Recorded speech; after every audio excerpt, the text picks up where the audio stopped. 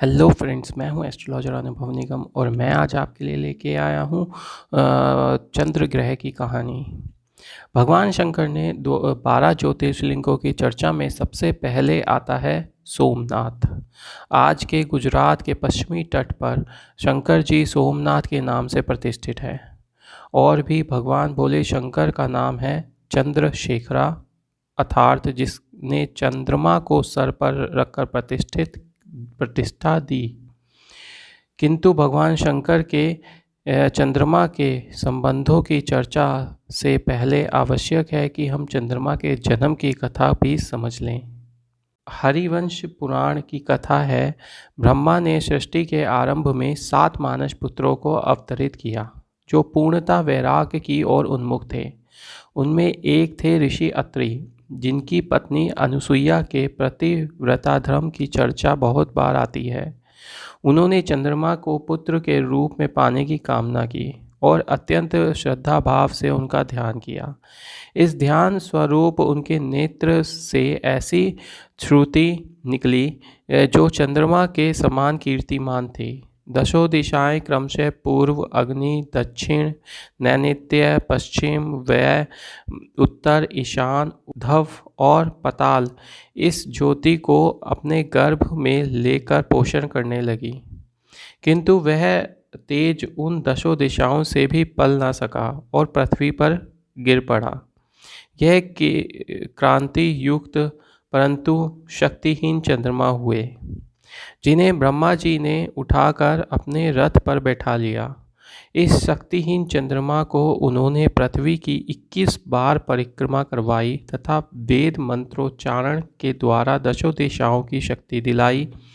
इस प्रकार चंद्रमा को जीवन मिला।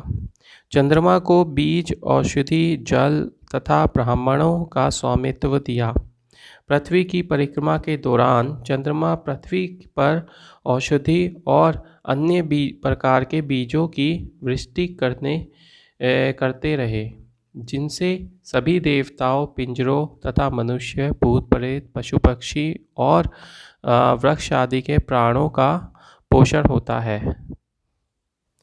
एक बात और ज्योतिष संदर्भ में देखने की है, यदि कुंडली में चंद्रमा कमजोर हो तो उचित मंत्रोच्चारण के द्वारा उसे शक्तिशाली बनाया जा सकता है। चंद्रमा मानस है, मन जिसके द्वारा हम निर्णय लेते हैं। चंचल मन को शांत करने का सर्वप्रथम उपाय प्रार्थना ही है। मन की चंचलता और उसके विस्तार की सीमा दशों दिशाएं हैं, अर्थात मन के विचरण का क्षेत्र असीमित है। इसलिए मन की चंचलता का भी ओर छोर नहीं है। मन कब कहाँ से भटक कर कहाँ पहुँच जाए कोई नहीं जानता। उसे दृढ़ता और ठोस रूप प्रदान करने के लिए ब्रह्मा के मानस पुत्रों ने तपस किया, वेद पाठ किया। मन की शांति के लिए यही 2 बातें अर्थात तप और धर्म ग्रंथों का पाठ आवश्यक है।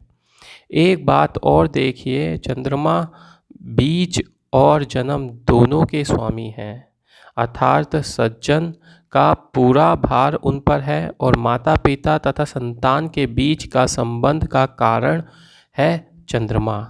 श्रीमद् भागवत के अनुसार अत्रि और अनुसुईया की संतान है चंद्रमा।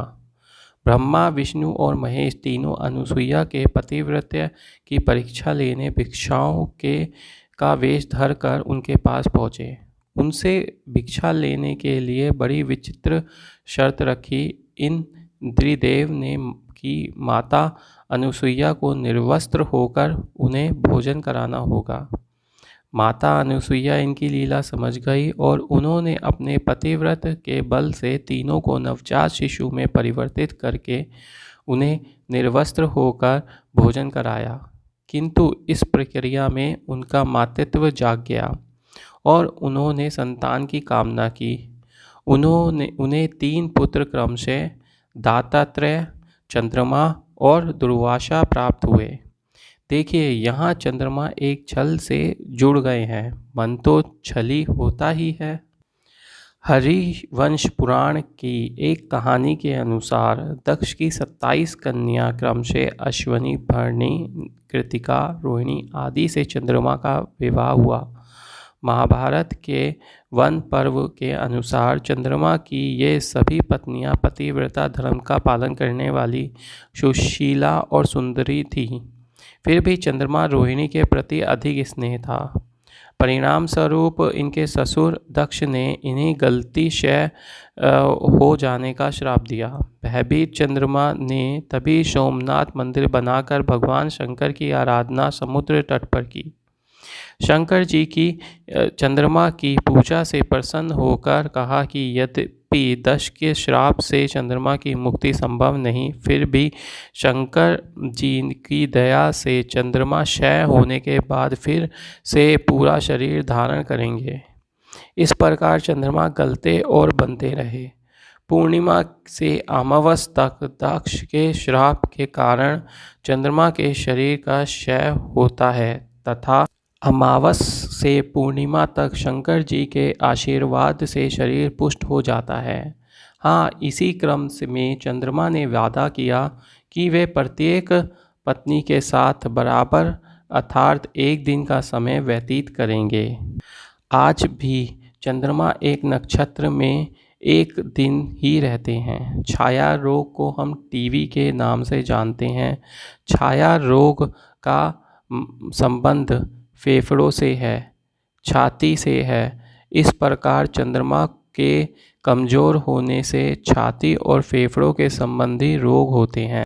चंद्रदेव का वाहन 10 बलवान दिव्य अनुपम शंख के समान सफ़ेद और मन के समान वेगवान घोड़ों से जुता रथ है। चंद्रमा को श्वेत वस्तुओं का कारक कहा गया है। मत्स्य पुराण के अनुसार इन घोड़ों के कान और नेत्र भी सफ़ेद हैं। श्रीमद् भागवत के अनुसार इनके 7 घोड़े हैं। एक और अपवाद चंद्रमा की चंचलता के साथ जुड़ा हुआ है। चंद्रमा कभी अपने मन की गिरी हुई अवस्था के कारण देवगुरु बृहस्पति की पत्नी तारा को बलपूर्वक भगा कर ले गए।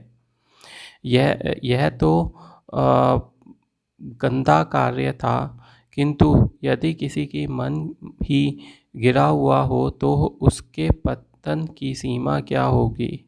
चंद्रमा ने यह कार्य भाद्रपद के शुक्ल पक्ष की चतुर्थी को किया, इसलिए उस तिथि को चंद्रमा को देखना भी वर्जित है। कहते हैं भाद्रपद मास की शुक्ल पक्ष के चौथे को चंद्रमा को दर्शन से मन में कुविचार ही आते हैं। चंद्रमा को तारा से एक संतान प्राप्त हुई, पुत्र रत्न। यह पुत्र बड़ा मेधावी हुआ, जिसे हम बुद्ध के नाम से जानते हैं। देवताओं के हस्तक्षेप के कारण ही बुद्ध और तारा बृहस्पति को वापस दिए गए, किंतु चंद्रमा के इस दुष्कार्य ने उसे कहीं का नहीं छोड़ा। चंद्रमा को भी पश्चाताप हुआ और उसकी प्रार्थना सुनकर भगवान शंकर तथा ब्रह्मा जी ने उसके पाप समुद्र में धोया। शंकर जी ने चंद्रमा के 2 हिस्से किए, जो शुंभ तथा शुभ था, उसे शंकर जी ने सर पर धारण करके चंद्रशेखर का नाम पाया, जो अशुद्ध था। चंद्रमा का वह हिस्सा देवताओं के बीच उपहास का पात्र बना, ग्लानि और पश्चाताप में डूबता रहा। अंत में चंद्रमा ने निश्चय किया कि वह समुद्र में डूबकर प्राण त्याग देंगे। ब्रह्मा जी ने समुद्र स्नान करा के चंद्रमा को शुद्ध किया। अत्रि ऋषि, जो उनके पिता थे, ने उसे शक्ति प्रदान की। इस प्रकार अपने पापों से मुक्त तथा शुद्ध चंद्रमा देवताओं के बीच पुनः प्रतिष्ठित हुए। फिर एक पुरानी कहावत का प्रसंग वंश जिक्र करना उचित होगा। मन के हारे हार और मन के जीते जीत। मन अगर निश्चय कर ले तो असंभव भी संभव हो जाता है। ज्योतिष शास्त्र में चंद्रमा के सबल होने से ही जीवन संग्राम में सफलता आती है। अब हम बताते हैं कि चंद्रवंश आगे कैसे चला। इसकी कथा भी बड़ी रोमांचक है। एक एक अन्य कथा के अनुसार प्रजापति कदम के एक पुत्र का नाम था ईला। यह ईला एक प्रतापी राजा हुआ जिसे देवयोग से देवादिदेव महादेव तथा माता पार्वती को आनंद मनाते हुए देख लिया। उस समय महादेव रमण के क्षेत्र में सभी प्राणी, जीव जंतुओं, वृक्षों आदि को स्त्रीलिंग में परिवर्तित करके स्वयं भी नारी रूप में माता उमा के साथ प्रयास कर रहे थे। जड़, चेतन आदि समस्त भावनाएं स्त्री स्वरूपी हो गई थीं। उस मात्र क्षेत्र में प्रवेश करते ही ईला अपने सैनिकों समेत अत्यंत रूपवती स्त्री के रूप में परिवर्तित हो गए। राजा ईला भगवान के श्री चरणों में गिरकर अपने पुरुष स्वरूप के में पुनः वापस आने की प्रार्थना करने लगे। भगवान तो टस से मस ना हुए पर माता को दया आ गई। उन्होंने ईला को आशीर्वाद दिया कि वह 1 मास तो अवधि तक तो पुरुष रहेगा, तब उसे अपने स्त्री स्वरूप की याद भी नहीं रहेगी और दूसरे माह वह स्त्री रूप में आ जाएगी। तब उसे अपने राज्य आदि का कुछ भी स्मरण नहीं रहेगा। इसी रूपवती ईला पर बुद्ध रिझे। बुद्ध ने ईला को अंगीकार किया और 1 माह बाद जब पुनः ईला राजा बन गया तो उसे बुद्ध ने समझा बुझा कर योग ध्यान की ओर प्रवृत्त किया। माह बीतने पर ईला का पुनः स्त्री रूप वापस हो आया। इस प्रकार सहवास में 9 महीने के बाद जब ईला का स्त्री स्वरूप था, उसे एक कीर्तिमान पुत्र की प्राप्ति हुई, जिसका नाम रखा गया पुरुवा। हम उसकी कहानी भी जानते हैं। पूर्वार्ध ही चंद्रवंश को आगे लेकर आगे बढ़े। हाँ, ईला का क्या हुआ, यह बात आप अवश्य जानना चाहेंगे। ईला के पिता ने देवादिदेव महादेव की तुष्टि के लिए अश्वमेध यज्ञ किया और भगवान भोलेनाथ प्रकट हुए। उन्होंने आशीर्वाद दिया और पुनः ईला को सदा के लिए पुरुष हो गए। इधर चंद्रवंश आगे बढ़ा, उधर ईला की संतान आगे बढ़ी।